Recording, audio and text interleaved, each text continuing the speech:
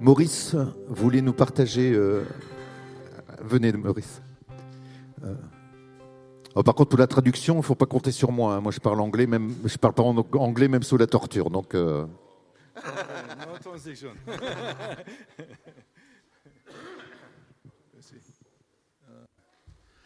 Praise God. Louez Dieu. Praise Him. Louez Dieu. God is so good. Dieu est tellement bon. You know, I had such a tremendous time last night with the Lord. J'ai passé un moment vraiment sympa avec le Seigneur hier soir. God showed me His goodness and His holiness Dieu il m'a montré sa sainteté et sa bonté. as Almighty God, Et en tant que Dieu tout-puissant. and I enjoyed it. Et j'ai tellement aimé. Today is a day in which there's a couple of days in the year, Il y a plusieurs jours dans l'année which I get excited about qui m'excitent, qui because they mean something to me. m'encouragent. Parce que ça veut dire quelque chose à moi. Today is the anniversary of my engagement. Aujourd'hui, c'est l'anniversaire de mon fiançailles. And I would like to praise God and thank God Et j'aimerais remercier Dieu for His goodness to me. pour sa bonté envers moi. Because God prepared me for that day. Parce que Dieu il m'a préparé pour ce jour-là. When I was 16, Quand j'avais 16 ans, I had an encounter with the Holy Spirit, j'ai eu une rencontre avec le Saint-Esprit. and He just filled me. Et il m'a rempli. And He started speaking to me Et il commençait à me parler through the book of Timothy. au travers de le livre de Timothée. The book of Timothy is an amazing book. Et le livre de Timothée, c'est incroyable. And encourage all young people, J'encourage tous les jeunes, even people of my age, to read it. même les jeunes de mon âge, de le lire. Because it's all about Parce Jesus. qu'il parle de Jésus. And one of the verses that really Et un verset I couldn't let go of. que je ne pouvais pas lâcher. 2 Timothy 2 verse 15. 2 Timothée 2, verset 15. Study the word. Étudiez la parole. Study the word Étudiez la parole. so that you will be approved Pour que tu sois éprouvé by Him. par lui. You see, when we go into the word, En fait, quand on rentre dans la parole, God changes us Dieu il nous transforme that we are approved by Him. pour qu'on soit approuvé par lui. Where He says, well done. Et il nous dit bravo. The thing about Timothy, and this is what struck me about Et Timothy, la chose de Timothée qui m'a frappé, he talks about us living a holy life. en fait, il parle de nous qui vit une vie sainte. Paul had already taught him Paul, il a déjà enseigné à Timothée that my body, que mon corps, Narcis's body, le corps de Narcisse, is the temple of God. c'est le temple de Dieu. When Jesus died, Et quand Jésus est décédé, all the rituals, tous les rites most of the festivals, et les fêtes all of the et tous les animals that were killed animaux qui étaient sacrifiés stopped s'arrêtaient. because God had a new temple. Parce que Dieu, il a créé un nouvel temple. When we become Christians, Et quand we on- become the temple of God. Quand on suit Jésus, on devient le temple de Dieu. So, it's not Alors- a sacrifice on a holy day, Alors, ce n'est pas un sacrifice qu'on présente dans un saint jour, on a festival day, a dans, Sabbath day. dans une fête, jour de fête. It's a festival and a sacrifice every day. C'est une fête, un sacrifice tous les jours pour nous. Daily, we are to come before God. Chaque jour, nous devons revenir vers Dieu, devant Dieu. Happens daily Chaque jour, in my heart. dans mon cœur.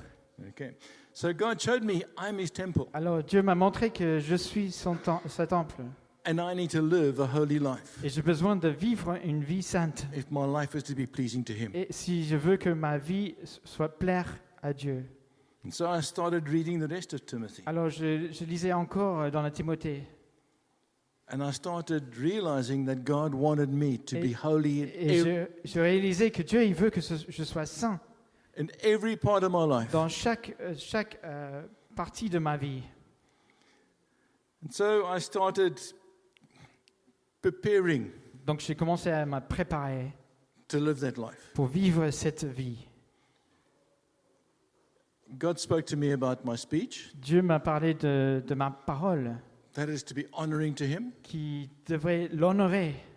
that when I speak, I must speak Et in quand words of encouragement, Quand je parle avec les paroles d'encouragement, not negative, pas de négatif, but encouraging, mais encouragement building each other up, the pour Bible construire says. les uns les autres dans l'amour.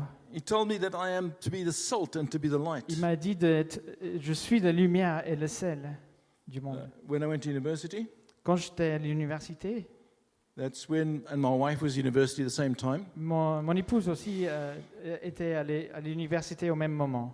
we started going out, Et on commençait à se voir.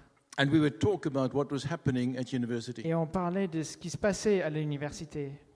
We found so many of even the Christians Et on a trouvé même des chrétiens were not being the salt and the light. n'étaient pas la lumière et le sel. So we said to each other, we need to be the salt and the light. Alors, entre nous, on disait, il faut que nous, on soit la lumière et le So sel. we started setting biblical goals. Alors, on commençait à mettre des jalons bibliques dans nos vies. My wife, my girlfriend then, Et mon épouse, donc mon amie à l'époque, she said, I'm going to dress elle a dit, je vais m'habiller that I'm not going to be seen as lustful towards the guys. pour pas que je me montre que je suis ouais, impur devant les Yeah, gens. impure. Yeah, okay. And that's what she did. Et c'est ce qu'elle a fait. And unfortunately today we see young girls continuing to dress like the world. Et malheureusement, il y a des filles qui s'habillent encore comme le monde. And we used to have, we talked to some of the girls, Et on parlait avec les filles, never had to talk to my wife. et ils ne parlaient plus avec ma femme. And we'd say to them, you can't dress like this. Parce qu'on disait, on ne peut pas s'habiller comme ça. And they would say something very unbiblical. Et ils disaient quelque chose qui n'était pas biblique. It's not my problem, it's the boy's problem. Ce n'est pas ma problème, c'est les garçons qui me regardent, c'est leur faute. I dress badly, Moi, je m'habille mal, it's his problem, not mine. mais c'est sa problème. C'est pas, He shouldn't. il ne devrait pas me regarder. My wife used to tell me she was the head girl. Mon épouse, elle était conseillère pour l'école At university. à l'université. And on Friday night, Saturday, Et le vendredi soir et samedi, the girls would come crying before her. les filles venaient en pleurant devant elle. The guy got me drunk and he had sex with me, En and fait, I don't know if I'm going to get pregnant. J'ai tombé j'ai bu hier soir et je suis parti avec un garçon et je sais pas, je pense que je suis enceinte. How do I ask God to forgive me? Comment je peux demander à Dieu de me pardonner? And this happened regularly, Et ça arrivait souvent à l'école, even amongst the Christian girls. même parmi les chrétiennes. And she would have to then counsel them Et on a Friday elle and Saturday les night. conseillait le vendredi et le samedi. But I thank God. Mais je remercie Dieu. God told me Dieu m'a dit, and showed me, il m'a montré, showed my girlfriend, my et wife, il m'a montré à mon ami, mon épouse future, that we are the temple of God. que nous sommes le temple de Dieu. We must be holy. Nous devons être saints. So I encourage you, Et donc, je vous encourage. encourage everyone. J'encourage chacun. Live holy lives. Vivre une vie sainte. Thank God and I praise Je me God remercie Dieu et je le loue today. aujourd'hui. When I think back on that day of Quand je engagement, pense à ce jour, when I married, when I got engaged to my quand je wife, suis engagé avec ma femme, she was avec pure, le fiancé. she was holy, Elle était pure, elle était sainte. and when people, Christians and non-Christians, looked at her, Et quand les chrétiennes et les non-chrétiennes le regardaient, they said, "Here is a girl that is holy Il disait, voici une fille qui est the, sainte, the salt, le sel the light. et la lumière. We want to be like her. Nous voulons être comme elle. I thank God that God took me that same way. Et je remercie Dieu qui m'a gardé dans la même façon. So to me, day is an exciting Et day. pour moi, aujourd'hui, c'est une journée de fête. I still can see her face on that day in which we got Parce que je engaged. vois encore l'image de sa figure. And everyone around Et tout le monde autour came and said, you know, you've got an amazing wife. qui me disait, tu as une femme incroyable. She loves Jesus. Elle aime le Seigneur. She radiates Jesus. Elle est radiante. She's living a holy life. Elle vit une vie sainte. Amen. Amen.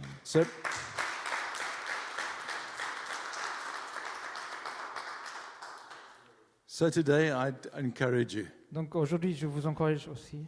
Today would have been 51 years ago we got engaged. Donc c'était il y a 51 ans aujourd'hui. 51 years. 51 ans. We went out for 4 years before that, so for 56 years Donc je le connais depuis 56 ans. Je le connaissais. we've been going out and married, Et on se voyait. and God is with us. Mais Dieu était avec nous. You know, if you want God to be with you, you need to live a holy life. Si tu veux la présence de Dieu avec toi, il faut vivre une vie And I sainte. encourage everyone. Je vous encourage tous. I am the temple of God. Je suis le temple de Dieu. Bible says this, La Bible God, dit, in God there's not even a shadow en Dieu, il n'y a même pas un ombre of darkness. de ténèbres. It's not a speck, a Et shadow. c'est même pas une petite pointe d'ombre, mais And if my body is the temple et of mon God, corps est le temple de Dieu. there shouldn't even be a shadow Nous of ne darkness. devons même pas avoir un ombre de ténèbres. I'd encourage you. Je vous encourage. Daily I come before God. Chaque jour, je viens devant Dieu. Lord, is there anything in me Seigneur, est-ce qu'il y a quelque chose en moi that is not right? qui n'est pas bon? Anything in me I need to change, Est-ce qu'il y a quelque chose en moi que je devrais changer? that I can be the light, Que je puisse être la lumière, that I can be the salt, que je puisse être le sel, in which people will be able to see Jesus. dans lequel les autres peuvent voir Jésus. And often I have to come before Him. Et je viens devant lui And I thank Paul today for et je remercie Paul aujourd'hui reminding us that pour nous worship rappeler que louange, is to bow down before Him, c'est de prosterner devant lui, is to worship Him c'est de louer lui in humility. en humilité. He's the one that's done it all for C'est lui us. qui a tout fait pour nous. We are holy because He is holy. Nous sommes saints parce que lui, il est saint. We have His righteousness Nous within avons us. sa droiture, sa justice. It's all because of Him. Et c'est tout grâce à lui. So today is a day of rejoicing for me. Et aujourd'hui, c'est un jour de réjouissance pour moi. God is so good. Parce que Dieu, il est tellement bon. If we live holy lives, Si on vit une vie sainte, God rewards us. Dieu, il nous récompense. God rewards us. Il nous récompense. So I'd like to thank God Donc, today je remercie Dieu aujourd'hui for His amazing pour goodness. sa bonté incroyable. Praise be to God. Que soit loué. Yeah. Amen. Amen. Je vais appeler mon frère qui va nous apporter ce que le Seigneur a mis sur son cœur ce matin. Et voilà. Seigneur éternel, comme nous l'avons dit, Seigneur, en introduction de ce culte et sur le verset de cette semaine, nous voulons serrer ta parole dans notre cœur afin de ne pas pécher contre toi. Et Seigneur, ce matin, nous voulons être attentifs à ce que tu as mis sur le cœur de notre serviteur Narcisse, Seigneur, pour chacun d'entre nous. Que ta parole, Seigneur, qui est comme une lampe à nos pieds, une lumière sur nos sentiers, puisse vraiment parler à nos cœurs ce matin. À toi la louange et la gloire, Seigneur, pour ce que nous allons entendre. Amen. Amen. Amen. Son nom est saint, il est saint, il est saint. Christ est la lumière du monde, que sa gloire couvre la terre, puissance infinie qui libère. Son nom est saint. Il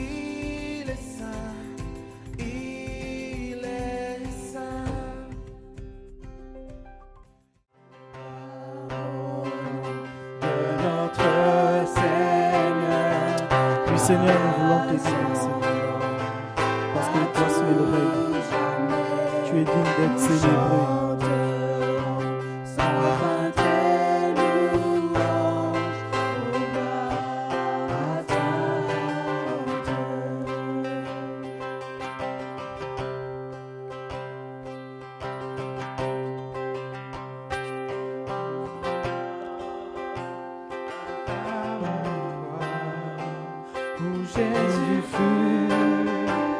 Seigneur, nous te disons merci pour le prix à la croix, tes mains percées.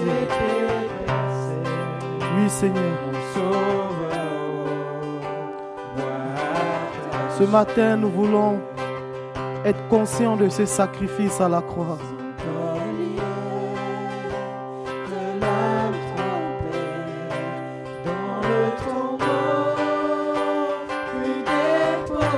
Personne n'était digne de rompre les sceaux.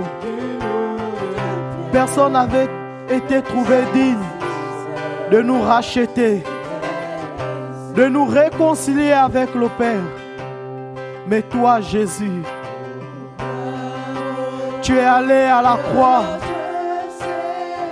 Tu as pris sur toi la coupe de nos iniquités, la coupe de notre péché.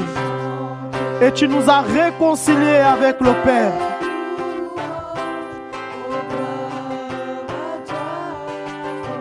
Et tu t'es écrié, tout est accompli. Le péché n'a plus d'emprise sur nous. Il ne s'agissait pas du sang des animaux.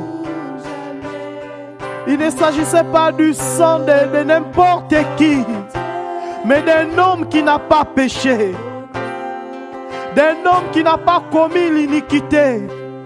Il a accepté de devenir péché pour nous. Oui, Seigneur.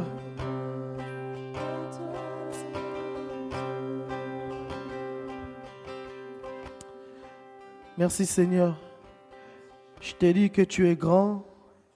Honneur et gloire et majesté à toi. Alors que nous allons écouter ta parole, merci pour les cœurs disposés. Et merci pour la révélation de ta parole que tu nous accordes ce matin. Merci pour son instruction. Et que toi seul sois glorifié au milieu de nous. Dans le nom de Jésus. Amen. Est-ce qu'on peut acclamer pour les chants?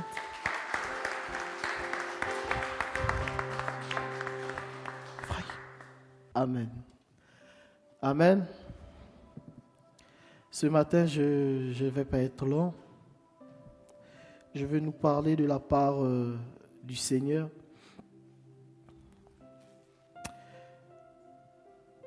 Nous vivons dans un monde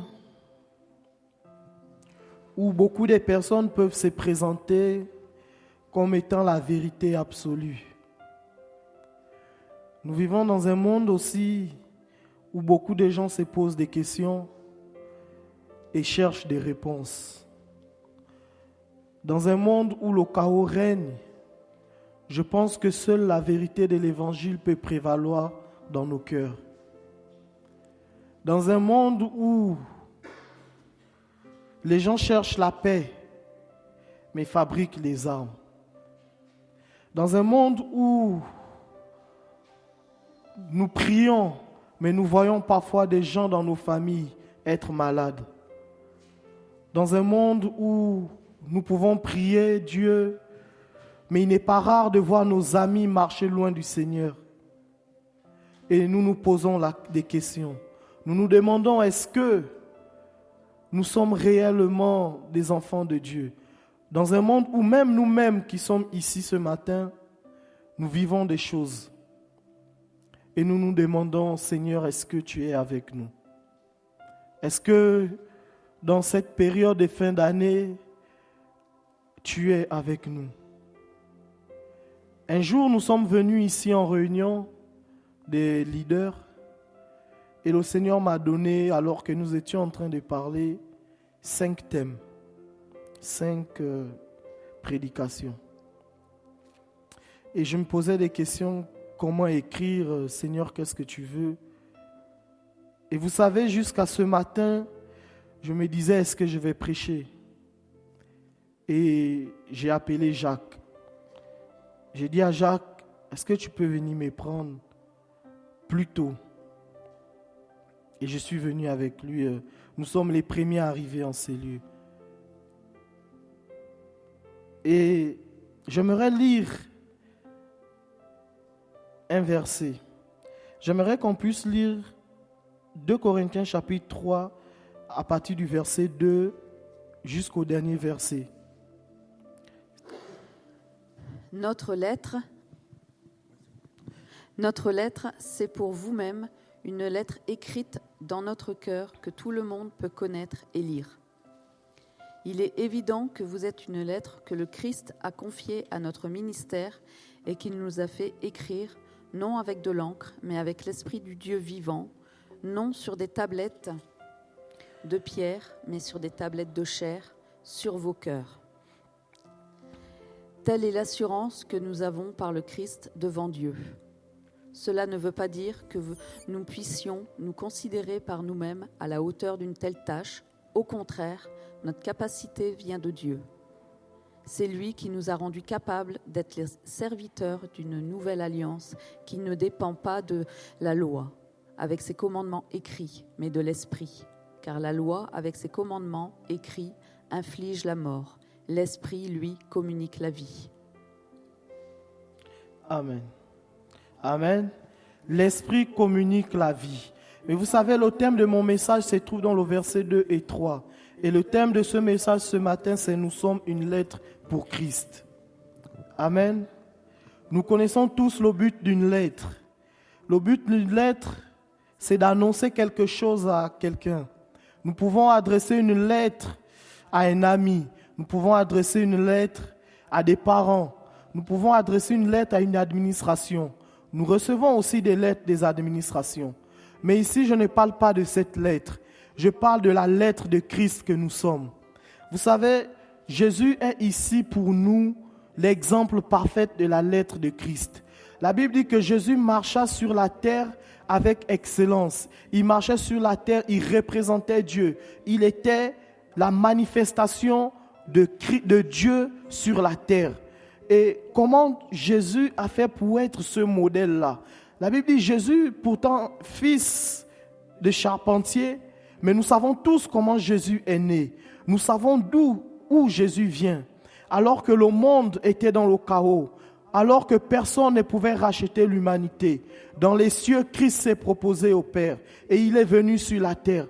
Il a marché en forme humaine, comme toi et moi. Dieu lui-même s'est rendu chair. Et la Bible nous dit que Christ est la parole de Dieu faite chair. Et la Bible dit qu'il alla de lieu en lieu, faisant du bien et guérissait tous ceux qui étaient sous l'emprise du mal. Tous ceux qui étaient sous l'emprise de quelque chose, il guérissait.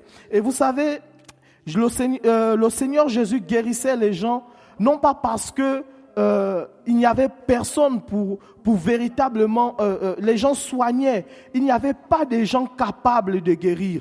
Et si Jésus guérissait les gens, guérissait les cœurs, c'est parce que Dieu voulait montrer au monde qu'il fait encore de bonnes choses dans nos vies. Amen. Et Christ est venu nous montrer le modèle par excellence, comment les chrétiens doivent vivre, comment les chrétiens doivent marcher. Christ est la parole faite chair. Il est la parole qui s'est manifestée sur la terre. Et en tant qu'enfant de Dieu, nous nous posons la question, comment vivre la vie de l'Esprit? Comment vivre la vie de Dieu? Comment vivre la vie en Jésus? Est-ce que nous vivons notre vie comme nous voulons ou nous la vivons comme Dieu la veut? La Bible dit, nous sommes une lettre écrite, lue par tous les hommes. Ça veut dire que donc le monde, quand le monde cherche des réponses, le monde doit se tourner vers l'Église. Et l'Église, ce n'est pas un bâtiment. L'Église, c'est nous. L'Église, c'est les enfants de Dieu. C'est notre vie en tant qu'enfants de Dieu. Lorsque le monde cherche des réponses, le monde doit être capable de se tourner vers l'Église. Amen. Et j'ai appris que pour vivre la vie de Dieu, la vie de l'Esprit, il fallait vivre selon la parole de Dieu.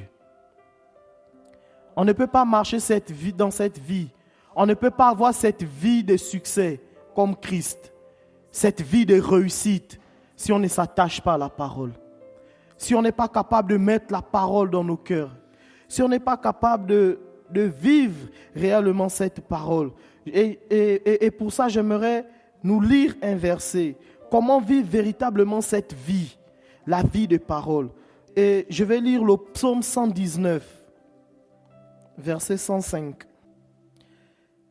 Ta parole est une lampe à mes pieds et une lumière sur mon sentier. Ta parole est une lampe à mes pieds.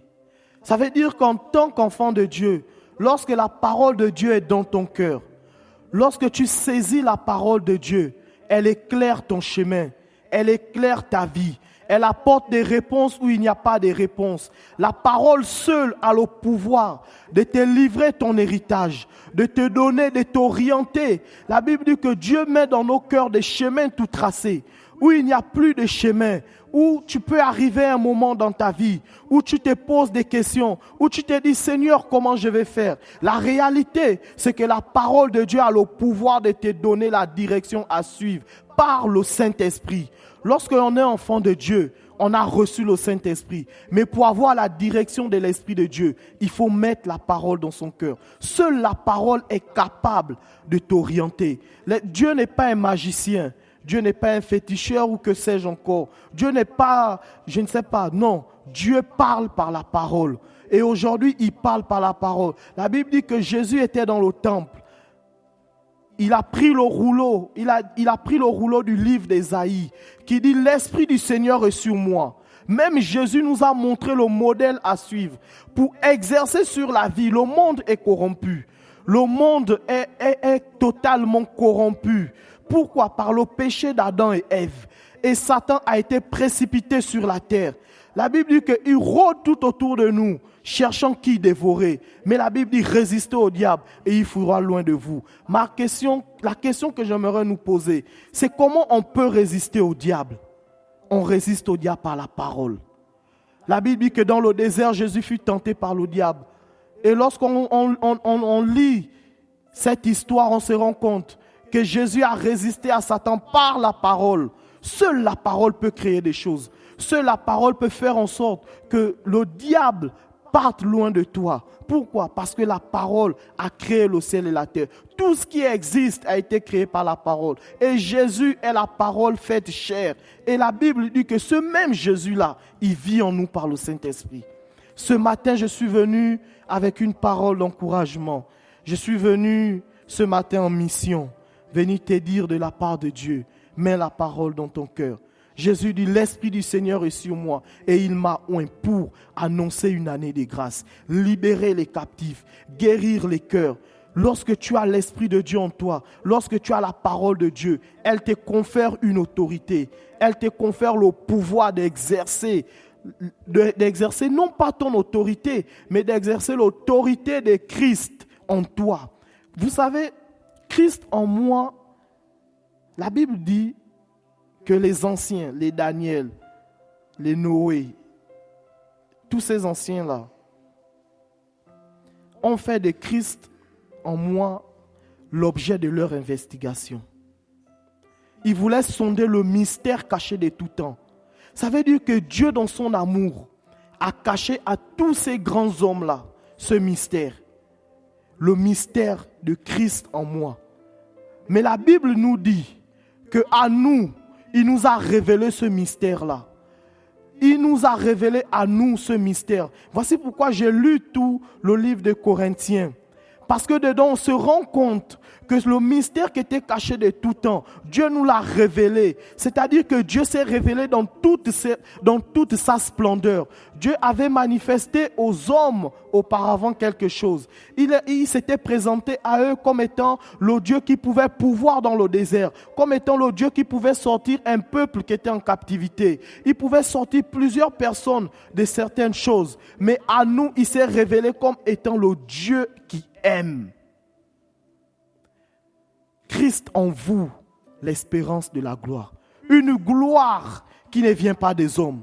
Une gloire qui ne vient pas de nos diplômes. Une gloire qui ne vient pas de nos relations. Une gloire qui ne vient même pas des personnes avec qui on peut marcher. Mais une gloire qui vient de Dieu. Et la Bible dit que nous avons reçu le mandat de révéler au monde cette gloire. Voici pourquoi la Bible dit que la génération attend avec un ardent désir la révélation des fils de Dieu. Qu'est-ce que ça veut dire? Que les hommes doivent lire Christ dans nos vies.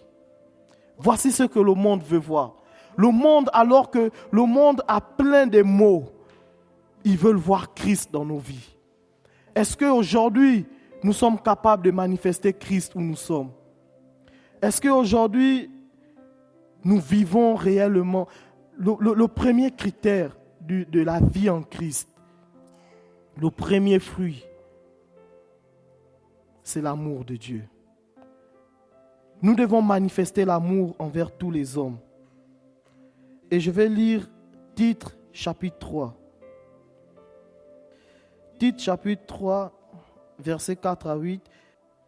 Mais lorsque la bonté de Dieu, notre Sauveur, et son amour pour tous les hommes ont été manifestés, il nous a sauvés, non à cause des œuvres de justice que nous aurions faites, mais selon sa miséricorde, par le baptême de la régénération et du renouvellement du Saint-Esprit, qu'il a répandu sur nous avec abondance par Jésus-Christ notre Sauveur, afin que, justifiés par sa grâce, nous devions en espérance héritiers de la vie éternelle. Cette parole est certaine et je veux que tu affirmes ces choses afin que ceux qui ont cru en Dieu s'appliquent à pratiquer des bonnes œuvres. Est-ce que Anne peut lire Colossiens chapitre 3, verset 12?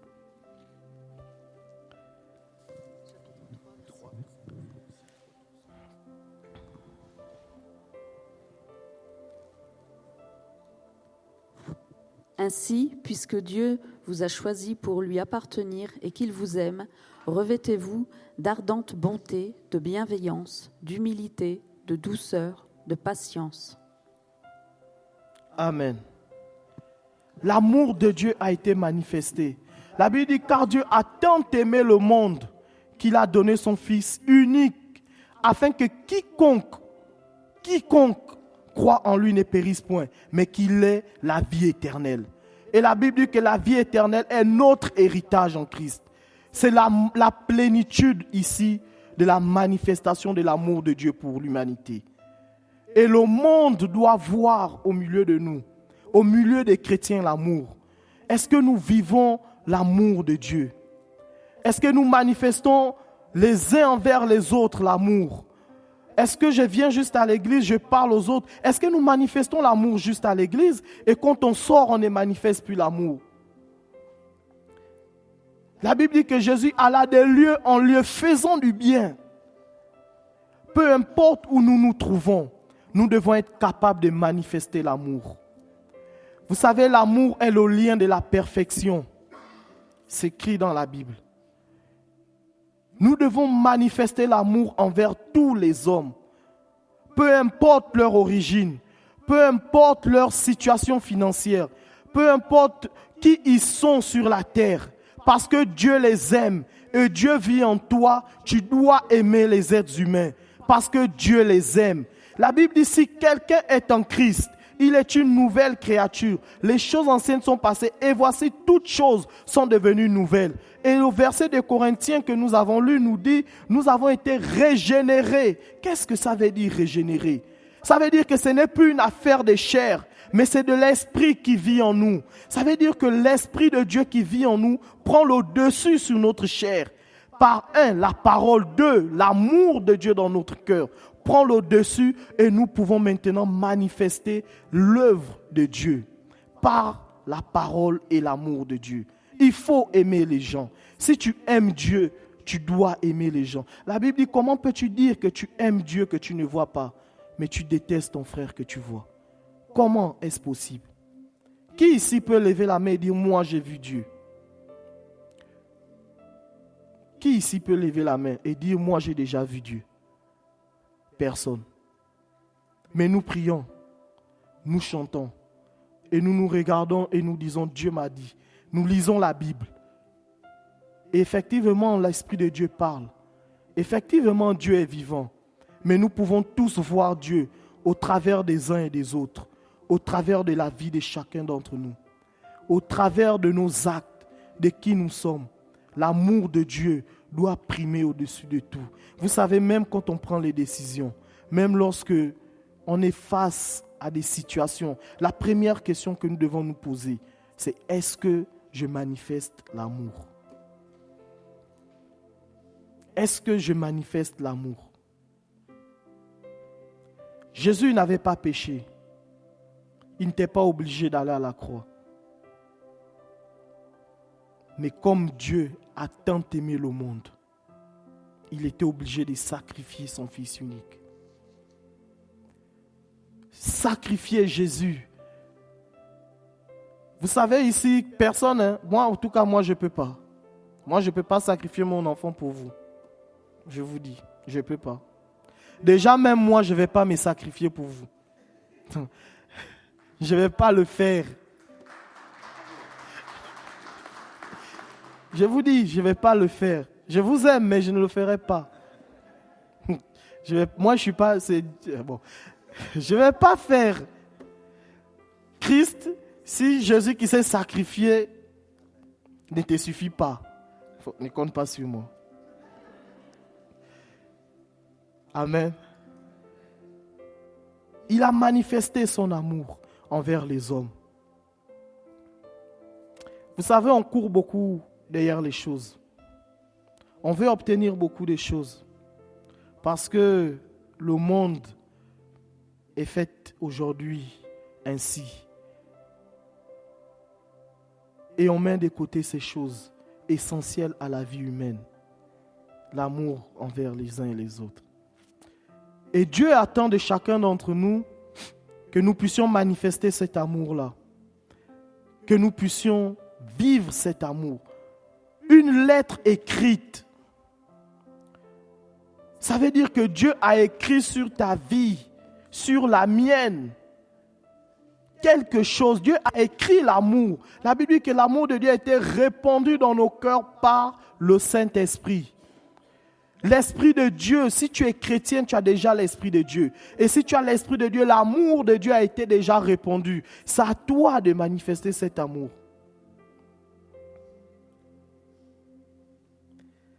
Je vais lire, j'aimerais nous donner un point. J'aimerais te dire que tu es une lettre écrite. Et j'aimerais lire, si Anne peut nous lire Matthieu chapitre 5, versets 14 à 16. Vous êtes la lumière du monde. Une ville au sommet d'une colline n'échappe pas au regard. Il en est de même d'une lampe. Si on l'allume, ce n'est pas pour la mettre sous une mesure à grains. Au contraire, on la fixe sur un pied de lampe pour qu'elle éclaire tous ceux qui sont dans la maison. C'est ainsi que votre lumière doit briller devant tous les hommes, pour qu'ils voient le bien que vous faites et qu'ils en attribuent la gloire à votre Père céleste. Amen. Je vais lire 1 Pierre chapitre 2, verset 9. Vous, au contraire, vous êtes une race élue, un sacerdoce royal, une nation sainte, un peuple acquis, afin que vous annonciez les vertus de celui qui vous a appelé des ténèbres à son admirable lumière. Vous qui autrefois n'étiez pas un peuple et qui maintenant êtes le peuple de Dieu. Vous qui n'avez pas obtenu miséricorde et qui maintenant avez obtenu miséricorde. Amen. Vous au contraire. Ça veut dire donc qu'il y a un peuple qui a existé avant ce peuple. Vous au contraire, vous êtes un peuple acquis, une nation sainte, un sacerdoce royal. Ça veut dire qu'avant ce peuple-là, il y a eu un autre peuple qui a existé. Et ce peuple, c'était le peuple d'Israël. Il fallait que ces gens puissent faire des efforts pour avoir des choses. Il fallait faire des sacrifices pour avoir des choses. Mais lorsqu'il a fallu de toi et moi, la Bible dit que Jésus a dû aller à la croix pour nous avoir. Dieu a témoigné déjà de son amour. 1, il a sacrifié son fils. 2, il dit, vous au contraire, maintenant, vous êtes un peuple acquis. Ça veut dire que vous êtes Dieu. Pourquoi? Parce que Dieu vit en vous. La Bible dit, les cieux et les cieux ne pouvaient contenir sa gloire. Mais il est venu habiter en chacun d'entre nous. Et la Bible nous dit que nous sommes la lumière du monde. Donc ça veut dire que toi qui es assis ici, tu es une lettre écrite pour Christ, pour éclairer les nations, pour éclairer des vies, pour apporter des choses aux gens. Et la Bible dit, nous sommes son ouvrage, ayant été recréés en Jésus-Christ pour des bonnes œuvres. Ça veut dire qu'en chacun d'entre nous, il y a des bonnes œuvres. Nous devons manifester ces œuvres-là auprès de tous les hommes. Sur cette terre, on vit, on sert Dieu parce que les hommes sont sur la terre. Le jour où il n'y a plus des hommes ici, c'est terminé. Rendez-vous au ciel. Pour ceux qui y seront. Moi, j'y serai. Donc, je peux te donner rendez-vous là-bas. Amen. Et Dieu dit, nous sommes la lumière du monde. Et plusieurs chrétiens, à cause des situations de la vie, pensent qu'ils sont devenus des ténèbres. Plusieurs personnes, à cause de certaines choses, pensent qu'ils sont devenus malédictions. Plusieurs personnes pensent aujourd'hui qu'ils sont la honte de leur famille, alors que Dieu les appelle lumière du monde. Plusieurs personnes pensent qu'ils sont dans la bassesse, alors que Dieu dit qu'une lumière située sur une haute montagne ne peut être point cachée aux yeux du monde. Ça veut dire que Dieu n'a pas eu honte de te présenter au monde.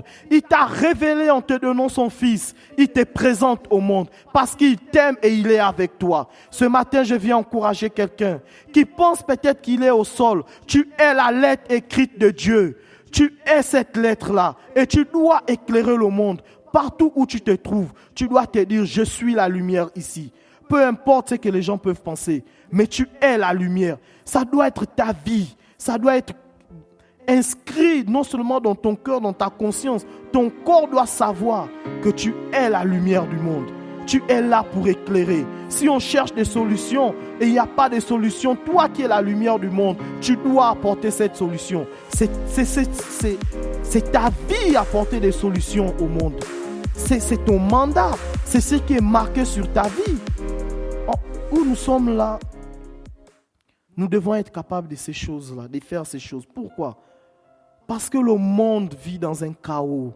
Et Dieu le sait. Nous le savons.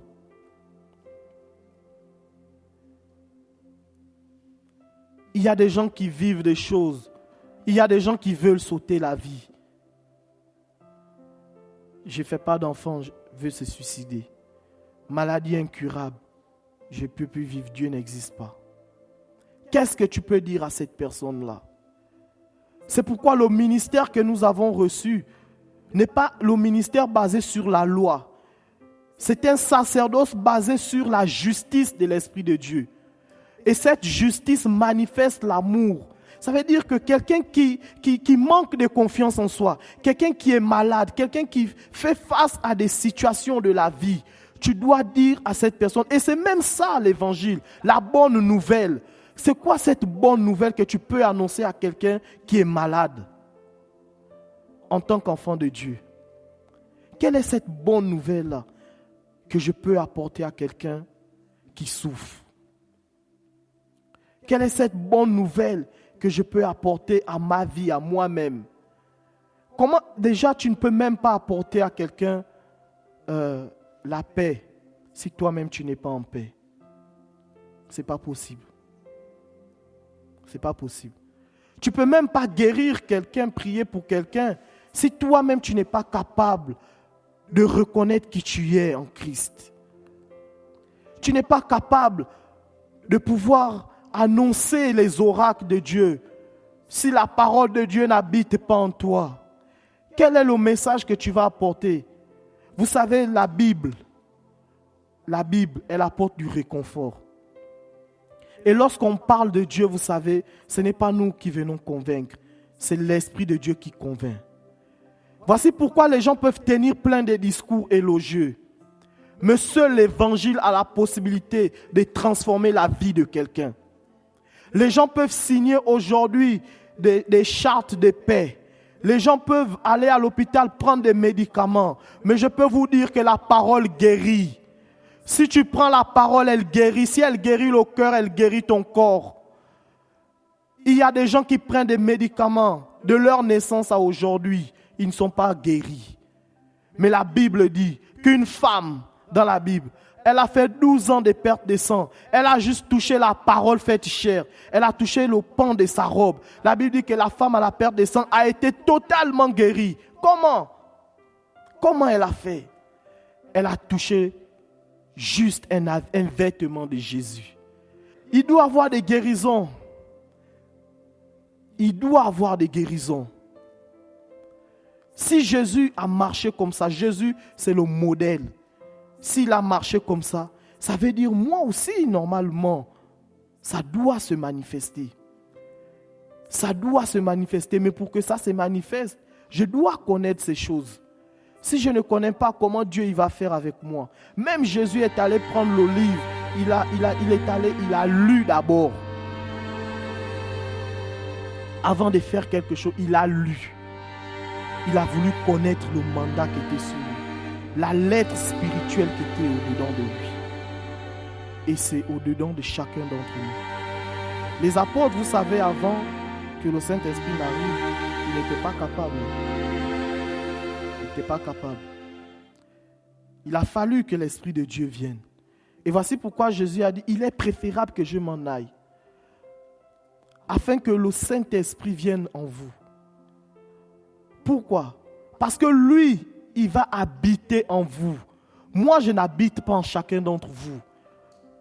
Mais, vous, quand je vais partir, ce qu'il voulait leur dire, c'est que quand je vais partir, le Saint-Esprit viendra sur vous. Maintenant, vous irez.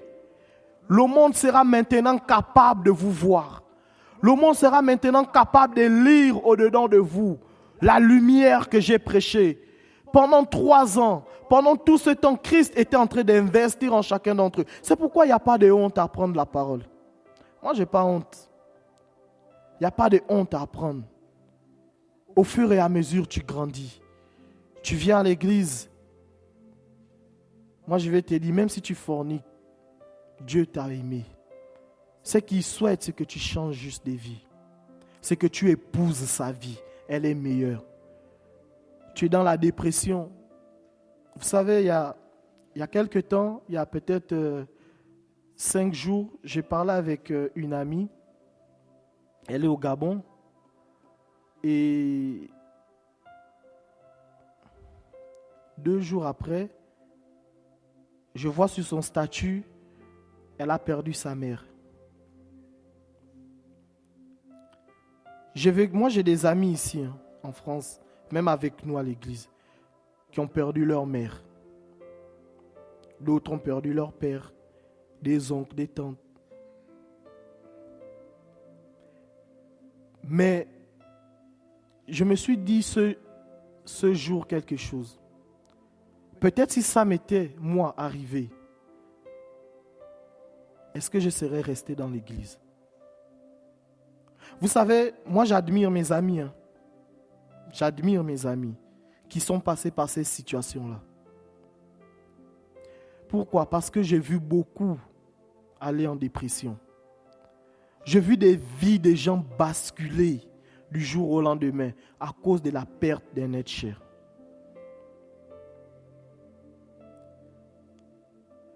Je ne suis pas en train de dire que perdre un parent ne touche pas notre cœur. Mais je veux te dire que perdre un parent ne signifie pas que ta vie s'arrête. Ça fait mal. Ça fait très mal de perdre un parent. Mais la vie ne s'arrête pas là. Ta vie, ta destinée ne dépend pas de tes parents. Ça fait mal. Mais ça ne dépend pas d'eux. Ça dépend de Dieu qui t'a aimé. Tel que tu es là, toi, tu es une lettre écrite. Tu dois être lu par les hommes. On doit voir Dieu au-dedans de toi. Si tu t'arrêtes là, combien de vies, combien d'autres vies peuvent s'arrêter? Cette maman malade sur le lit de l'hôpital est partie. Et sa fille disait, je vais me suicider. Je vais m'arrêter là. Je ne peux plus continuer. La vie est finie pour moi. Ce matin, si tu es dans cette situation, je vais te dire, ce n'est pas fini. Tu as un Père dans le ciel qui t'a aimé. Et c'est pourquoi je vais nous dire, enfants de Dieu, quand nous venons à l'église, nous sommes une famille. Il y a des gens qui ont l'âge de nos parents. C'est des pères pour nous. Et nous devons réellement manifester l'amour envers les gens. Nous devons manifester ce caractère, se dire que la personne qui est à côté de moi, c'est mon frère, c'est ma soeur, c'est mon père, c'est ma mère. Pourquoi? Parce qu'il y a des gens qui viennent à l'église, ils sont déjà meurtris. Il y a des gens qui viennent à l'église, ils veulent se suicider. D'autres viennent même à l'église. Ils disent, c'est mon dernier culte. Si Dieu ne me parle pas, si je ne sens rien, quand je sors d'ici, terminé. Je vais aller m'ôter la vie ou je retourne dans le monde. D'autres quittent le monde où il y a des problèmes. Ils viennent à l'église. Vous savez, à l'église, les gens savent, les païens savent que l'église, c'est le lieu où il n'y a pas les disputes. Je vous dis, les païens savent. Voici pourquoi quand un chrétien fait quelque chose devant les païens, du moins en Afrique, ils vont te regarder, ils te disent, Marien, mais toi tu n'es pas chrétien? Pourquoi ils te le disent? Parce qu'ils savent qu'à l'église, on ne fait pas ça. Si même les païens le savent, à plus forte raison, nous les chrétiens. Même les païens savent qu'à l'église, c'est le lieu de l'amour. Hein. Et vous allez voir beaucoup de personnes, vous allez remarquer, on est en décembre. Beaucoup de personnes partent à l'église en décembre. Ils disent, moi je m'en vais rendre grâce à Dieu. Beaucoup le 31 décembre, là, ils disent, moi avant d'aller dans le monde chanter, danser, avant même d'aller en boîte, je m'en vais à l'église prier. Ils savent. Mais puis toi, qui est censé être la différence, quand il y a les disputes, tu es dedans.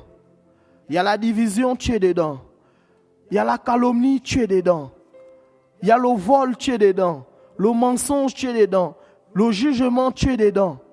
À quel moment tu es la différence? Mais je vais te dire, ça c'est pas ta vie. Ça c'est le diable qui a gagné ton cœur. Le diable te ment. C'est Jésus ta vie. Vis juste la vie de Dieu et tu verras. Tel que nous sommes là, nous devons vivre cette vie de Christ. Manifester Christ. Je veux qu'en sortant d'ici aujourd'hui, tu puisses te dire, je suis une lettre écrite. Le monde doit lire Christ au-dedans de moi. J'aimerais te dire aussi que tu es une lettre lue par tous les hommes. Et j'aimerais lire Matthieu chapitre 7.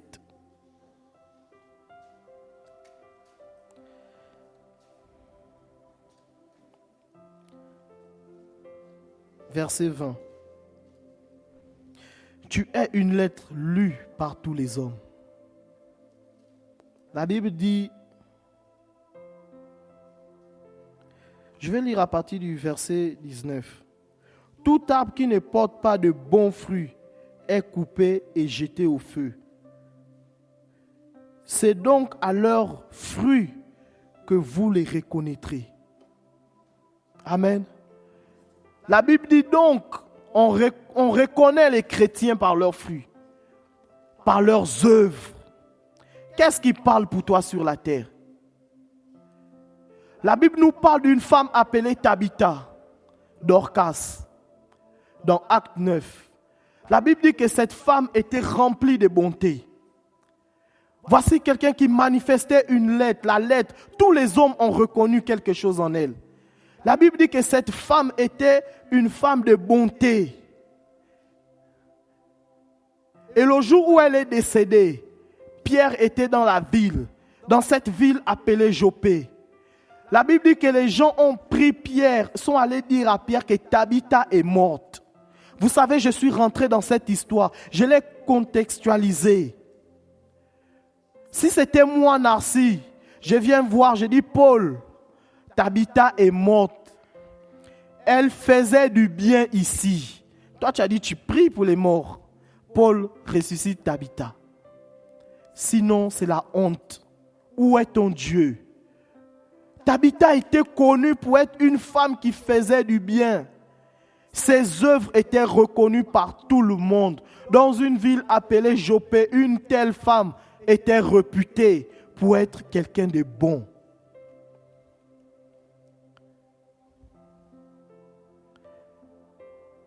La Bible nous parle de Daniel. C'était un homme rempli de sagesse. Tous les hommes reconnaissaient que Daniel était rempli de sagesse. Tous les hommes savaient que Daniel était un homme intègre, réputé pour être un homme de parole. La sagesse de Dieu habitait en lui. Tabitha, la bonté de Dieu, elle manifestait cette bonté.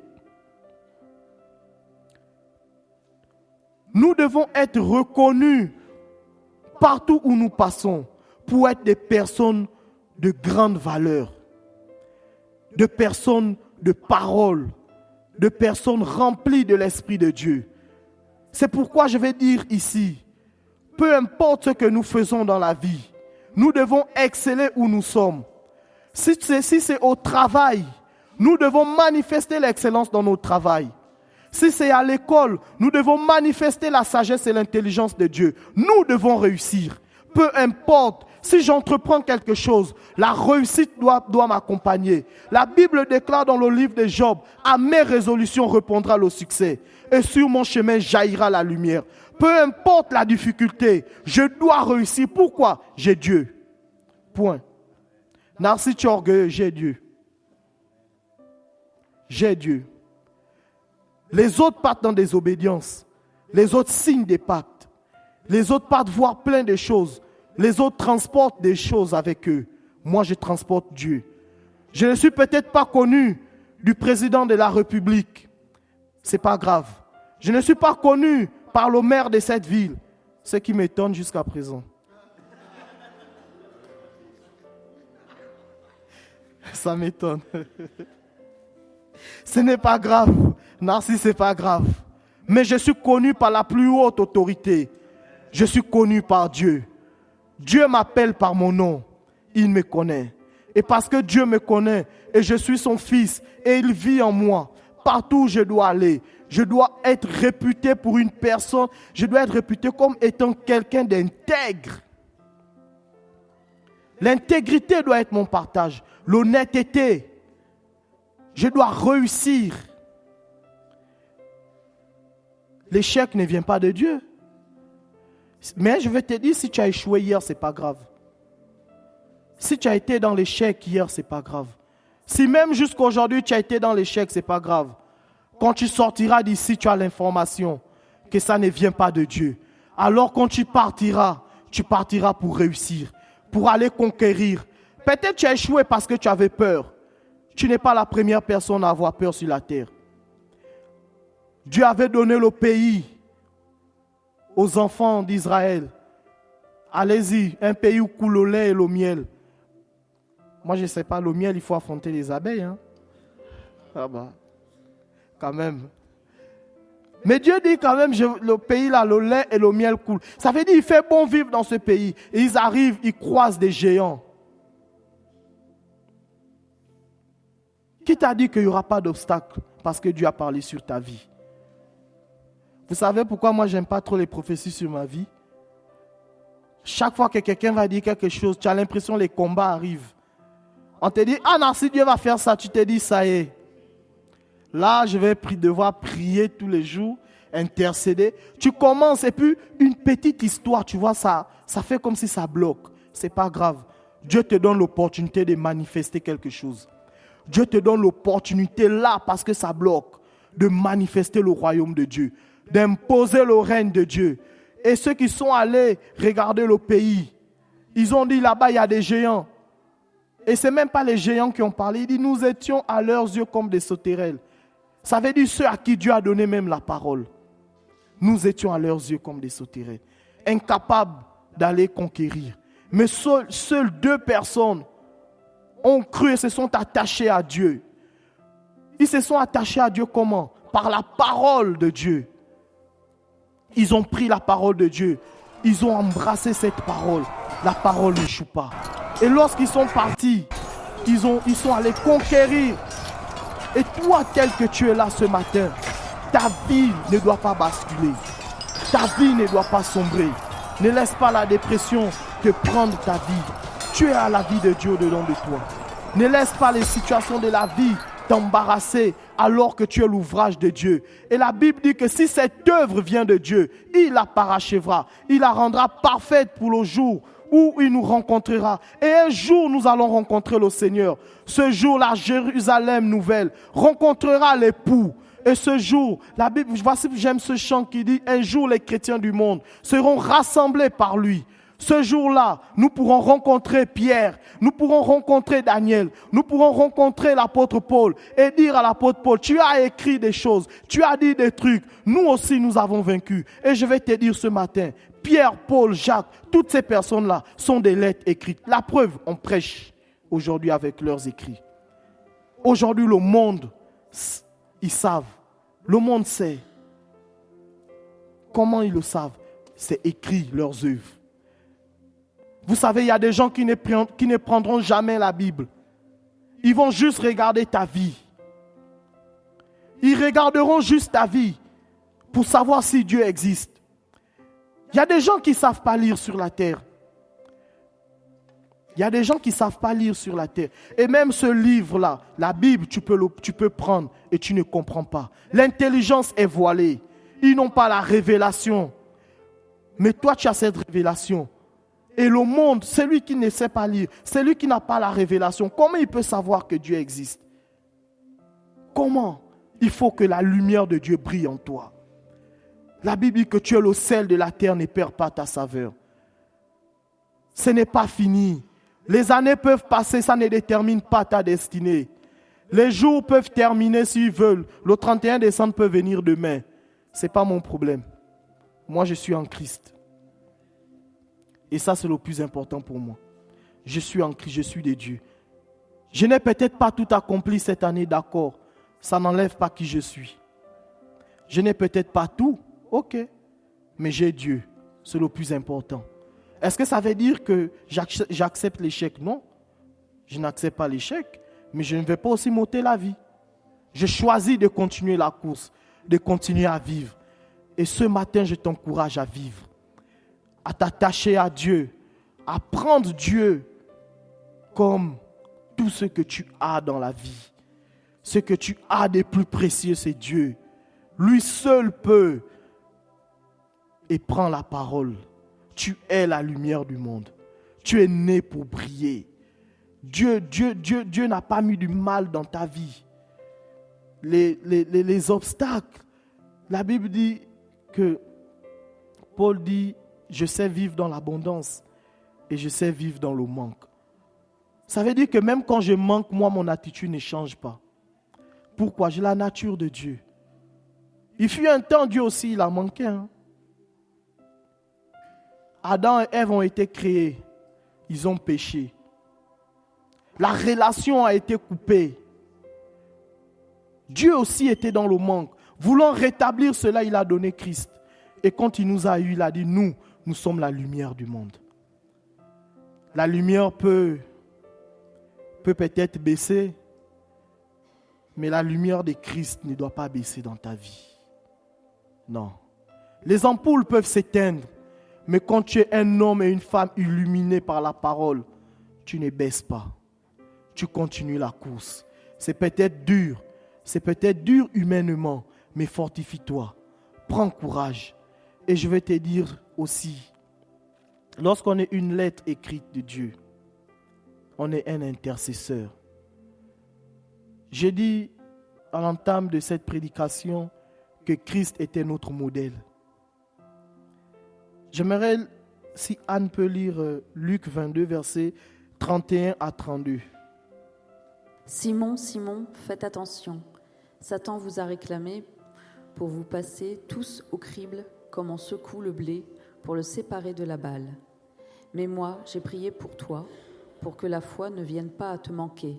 Et toi, le jour où tu seras revenu à moi, fortifie tes frères. Amen. Je vais lire Ézéchiel 22, verset 30, qui dit « Je cherche parmi eux un homme qui élève un mur et qui se tient à la brèche devant moi en faveur du pays, afin que je ne le détruise pas, et je n'en trouve point. » Ézéchiel 22, verset 30. Ici, c'est Dieu qui parle. Il dit, je cherche un homme qui se tient à la brèche. Et la Bible nous dit dans le livre de Luc que Jésus a prié pour Pierre alors qu'il allait être brisé par le diable. Jésus a intercédé. Dans le désert, Jésus a prié avant qu'il ne soit tenté par le diable. Et ici, je vais te dire qu'une lettre écrite, toi tel que tu es là, tu es une lettre écrite, lue par tous les hommes. Ça veut dire que tu te tiens aussi à la brèche. Tu es quelqu'un qui élève la voix pour les autres. Tu ne laisses pas les autres tomber. Jésus t'a montré comment faire. Pourtant, Jésus, il a regardé Pierre. Il a pris Pierre, il a prié pour lui et il lui a dit, Satan t'a réclamé, j'ai prié pour toi. Et quand tu seras affranchi, quand tu seras converti, quand tu vas comprendre ce mystère-là, affermis tes frères. Et la Bible dit, tu es Pierre et sur cette pierre, je bâtirai mon église. Et les portes du séjour des morts ne prévaudront point contre elle. Comment cela est possible? Parce que c'est dans la prière que ça se passe. Tu pries pour les gens, tu pries pour ton frère et ta sœur, tu portes réellement les autres à cœur. Lorsque l'amour de Dieu est dans ton cœur, lorsque la parole de Dieu est dans ton cœur, lorsque tu sais qui tu es quelqu'un qui vient et qui prie pour les autres. La Bible nous parle d'un homme appelé Abraham. Ça peut surprendre, mais Abraham a intercédé. La Bible dit dans Genèse 18, je pense, lorsque les anges passaient près de la tente d'Abraham, la Bible dit que Abraham, rempli d'hospitalité, il les a reçus et il leur a lavé les pieds, donné à manger et à boire. Et pendant qu'il voulait partir, Abraham avait ses problèmes. Abraham avait ses problèmes. Ça faisait des années, Dieu a parlé sur lui, que Abraham, tu es le père d'une multitude de nations. Ta postérité sera grande comme les étoiles, aussi nombreuse que les étoiles et le sable de la mer. Mais Abraham ne voyait pas cela. Dans sa vie, il n'y avait pas ces choses. Abraham ne voyait pas cela. Ce n'était pas arrivé à la manifestation. Abraham aussi avait ses difficultés de vie. Mais il a laissé tout de côté. Il a d'abord reçu le Seigneur, les anges envoyés, remplis d'hospitalité. Puis Abraham ne s'est pas arrêté là. Eux, ils partaient pour détruire une ville appelée Sodome et Gomorrhe. Mais Abraham dit, ne détruis pas cette ville. S'il y a 50 justes là-bas, est-ce que tu ne peux pas sauver ces personnes-là? Il est descendu jusqu'à 40, 30 personnes. Il n'a fait qu'intercéder jusqu'à ce qu'il y avait une personne injuste. Tu pries une fois, ça ne marche pas, tu abandonnes. Tu pries 2 fois, ça ne marche pas, tu laisses. Voici l'exemple dans la Bible d'un homme qui avait aussi ses problèmes, qui avait aussi ses difficultés. Et vous savez, pendant que ça arrive, le Seigneur dit à Abraham, à l'anniversaire de cette date, ça veut dire à la même date de l'année prochaine, ta femme sera enceinte. Mais la Bible dit que Sarah était avancée en âge, même lui-même Abraham, mais Abraham a mis ça d'abord de côté. Il a pensé aux autres, à la vie des autres. Et c'est ça la vie de Dieu. C'est ça une lettre écrite. Tu dois prier pour les autres. Tu dois intercéder pour les autres. Ça ne marche peut-être pas, mais tu continues à prier. Ça ne marche pas aujourd'hui, tu continues à prier. La Bible déclare que la prière fervente du juste produit une grande efficacité. Peu importe si ça n'a pas marché aujourd'hui, je n'abandonne pas, je continue à prier. Et si tu pries en langue, la Bible déclare que mon intelligence demeure stérile. Mais c'est en esprit que je dis des miracles. C'est en esprit que je dis des grandes choses. Il faut avoir l'amour et la parole de Dieu pour arriver là. Être conscient de ces choses. On doit voir Christ en moi. Je prie. Dans le secret, personne ne nous voit. Intercéder, personne ne nous voit. Tu pries, tu pleures pour les gens. Personne ne nous voit. Parfois, la personne pour qui tu pries sort et t'insulte. Tu arrives sur un statut WhatsApp, la personne te met un statut visé. Moi, je vais te faire ça. Tu arrives, tu sors, les gens te critiquent. Les gens, ils disent des choses. Tu vois ton frère malade, tu parles. Tu vois ton frère, ta soeur dans quelque chose, tu critiques juste. Mais est-ce que tu as prié? Est-ce que tu sais ce qui tient ton frère en captivité? La Bible dit que nous n'avons pas à lutter contre la chair et le sang, mais contre les principautés, les esprits méchants.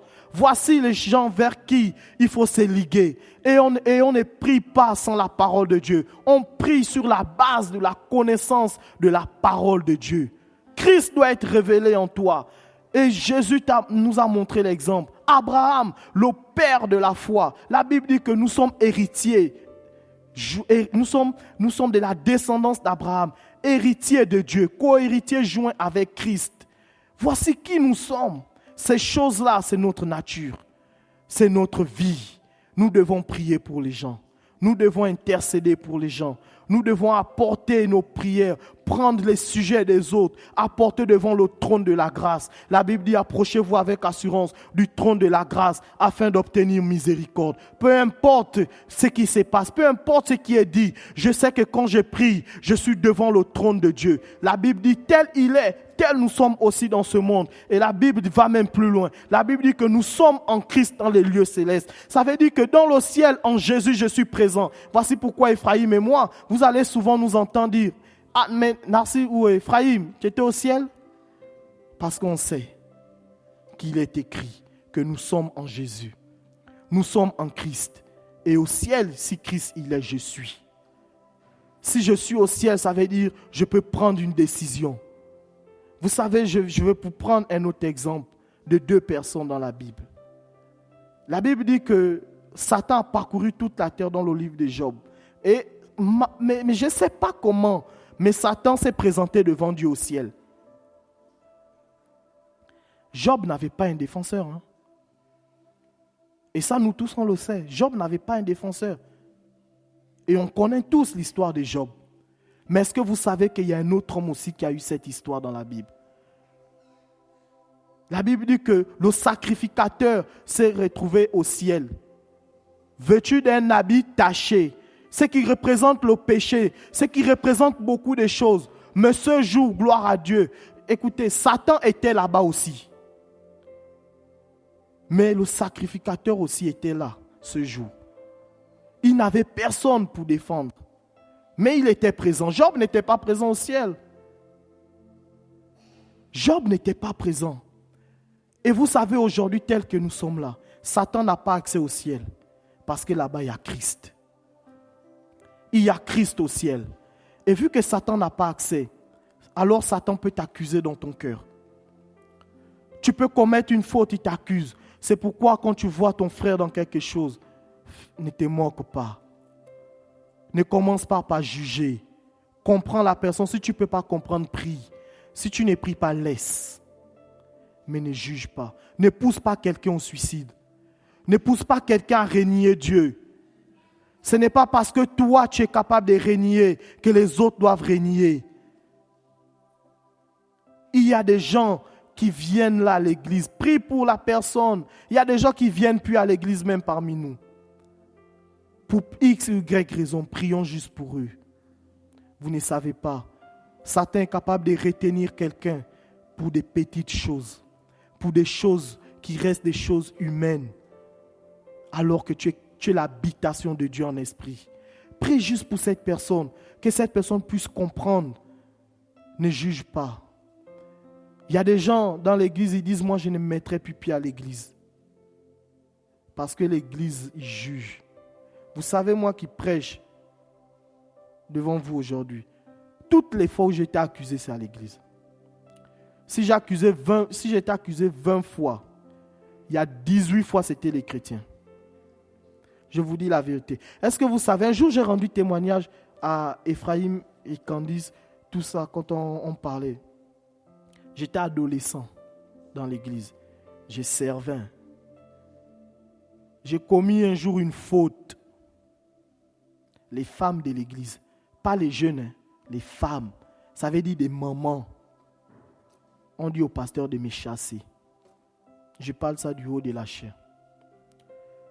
Elles avaient oublié que je servais, j'étais le plus petit des serviteurs dans l'église. Tout le monde m'appréciait. Mais un jour, j'ai commis une erreur. C'est comme si j'avais tué quelqu'un. J'avais l'impression que le monde était fini. Mais je vais vous dire, ça a duré 2 années. 2 ans de ma vie. On m'avait mis sous discipline. Hein. Je vous dis, on m'avait mis sous discipline. 2 ans de ma vie. Je vous assure, je sors comme ça. On me dit, je vivais avec le pasteur. En plus, je sors comme ça, je marche. On me pointe du doigt. Mais lui là, c'est un chrétien, non? Mais tu as fait ça. L'enfant du pasteur. Voici comment on m'appelait. L'enfant du pasteur. Quand j'arrive à l'église, les mamans de l'église disent, chassez Narcy. C'est le pasteur qui a dit, j'appliquerai sur sa vie la grâce. Je peux tout faire, mais sauf chasser. Pourquoi? Il a dit, Narcy, c'est mon fils, je ne peux pas. Ce n'est pas mon père de sang. Hein. Mais il a dit, lui, c'est mon fils. Je ne peux pas. J'étais un adolescent, vous savez. Imaginez-vous, Hervé avait l'habitude de nous inviter, par exemple, manger tout ça. Et maintenant... C'est un appel.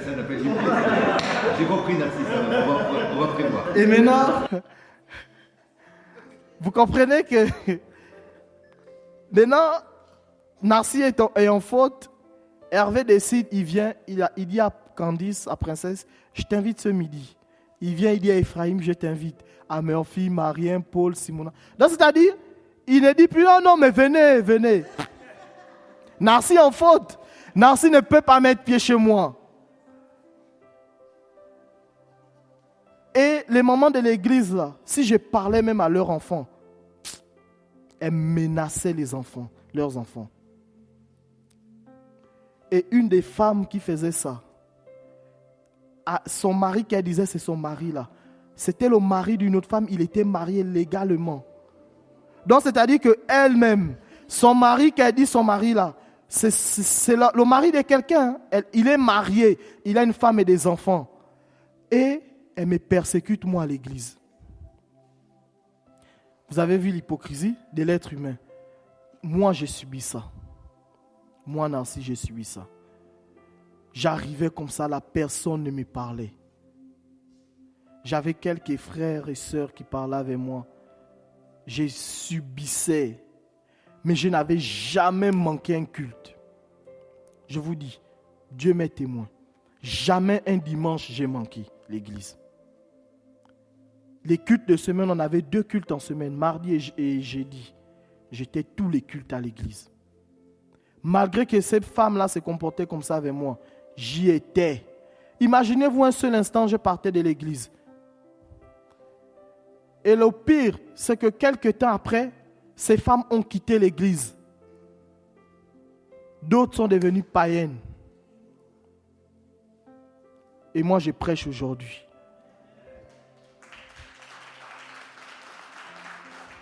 Moi, je prêche aujourd'hui. J'aurais pu perdre la foi. J'aurais pu partir. De toute façon, je ne perdais rien à partir aussi. Mais j'ai dit non, je ne pars pas. Ce n'est pas grave. Et pendant ce temps, on m'avait interdit tous les départements de l'église. Sauf 2 départements où on ne chasse pas les gens. L'évangélisation et l'intercession. C'est le seul département où on ne pouvait pas me chasser. Il n'y a pas les gens pour prier. Il n'y a pas les gens pour évangéliser. Et j'étais là-bas. Je partais tous les samedis à l'évangélisation. Les samedis, quand tu finis l'évangélisation, prière, intercession. J'étais sous discipline, mais je servais. Ces femmes-là n'étaient pas sous discipline, mais elles ne servaient pas Dieu. Mais je savais que j'étais justifié. Moi, j'avais demandé pardon à Dieu. Je savais que j'étais justifié. Et je continuais la marche. Et je vais finir en nous disant, une lettre écrite, c'est une lettre qui est envoyée. Si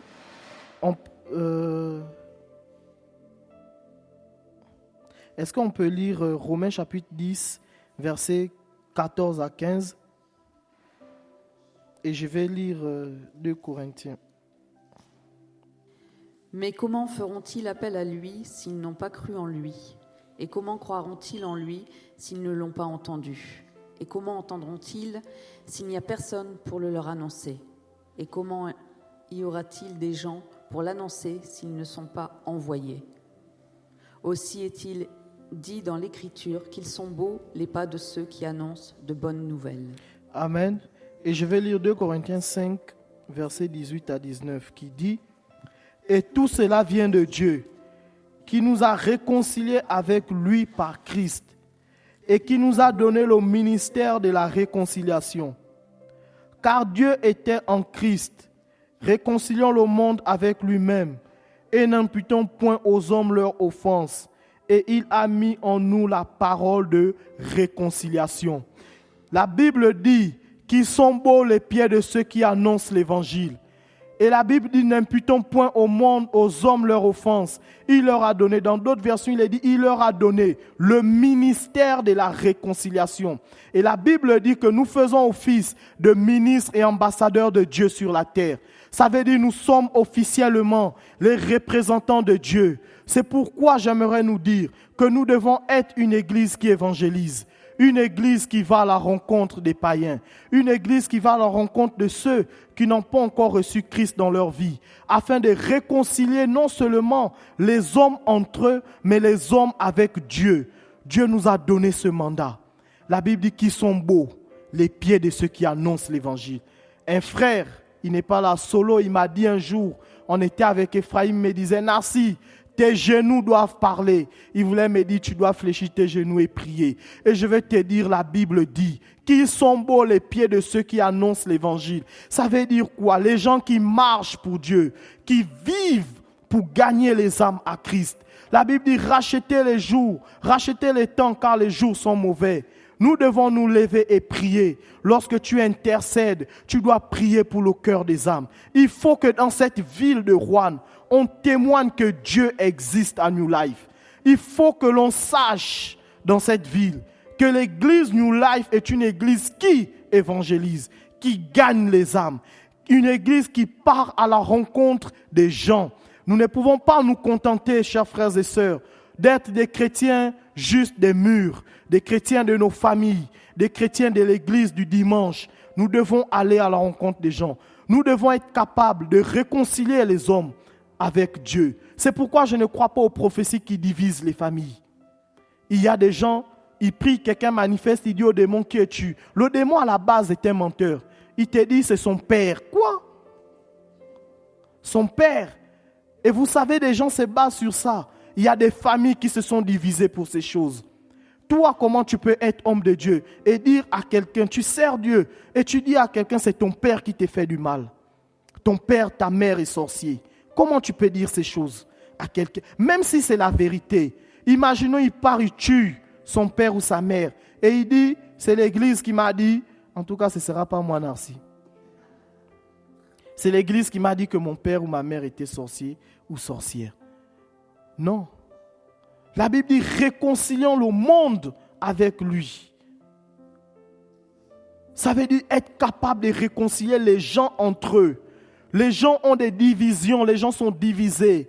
Les gens ne se saluent pas. Il y a des gens qui se disent pas bonjour.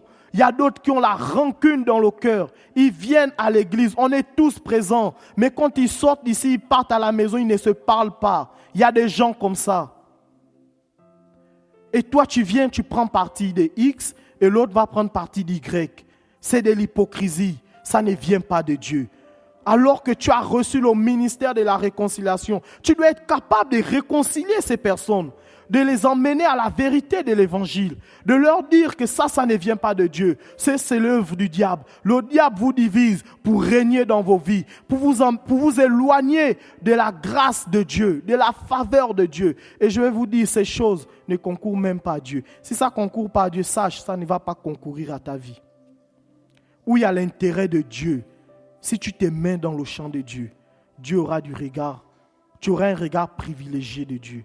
Pourquoi? Parce que tu gagnes les âmes. Sur la terre, Jésus est venu. c'est pour sauver l'humanité.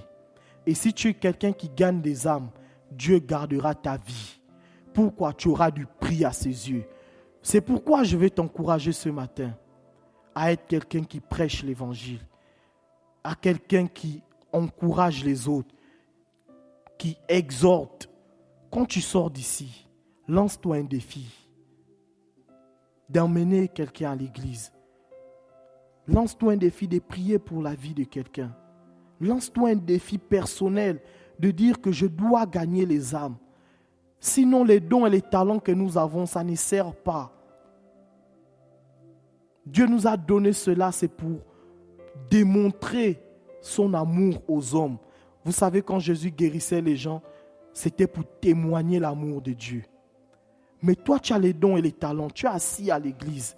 C'est pourquoi? À quoi ça sert ces choses-là? Ces capacités spirituelles, à quoi ça te... Tu gagnes quoi à avoir ces choses si tu ne les mets pas au service du plus grand nombre? Vous savez, quand la Bible dit la génération attend avec un ardent désir la révélation des fils de Dieu, c'est aussi, vous savez, dans ce monde, il y a des malades. Le monde est malade, c'est une vérité. Mais comment, toi qui as l'évangile, tu n'es pas capable d'aller évangéliser, apporter la guérison dans les cœurs? La Bible dit que Jésus fut ému de compassion. À chaque fois on dit Jésus fut ému de compassion. X a été guéri. Quelqu'un qui avait le dos courbé, redressé. Il y a une femme dans la Bible qu'on appelle Marie-Madeleine. La Bible dit qu'elle avait été délivrée parmi d'autres femmes et elle de 7 esprits. Vous savez, dans ces circonstances, on peut vite juger les gens. Ah, c'est une pécheresse, c'est X, c'est Y. Mais vous savez, c'est la première personne à qui on a dit d'aller annoncer l'évangile. D'aller dire que Jésus n'est plus dans le tombeau. Il est ressuscité. Peut-être tu ne te sens pas digne. Peut-être le monde t'accable. Peut-être toi-même dans ton cœur tu t'accuses. Si tu t'accuses dans le cœur, sache que ça ne vient pas de Dieu. Si tu as ça, ça ne vient pas de Dieu.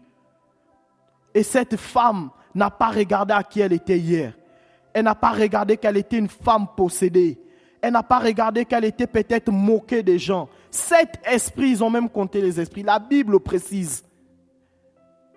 Et cette femme est allée annoncer que Jésus est ressuscité. Il n'est plus dans le tombeau. Et tu dois aller annoncer aux gens que Jésus est le même hier, aujourd'hui, éternellement. Et que Jésus fait du bien encore aujourd'hui. Amen.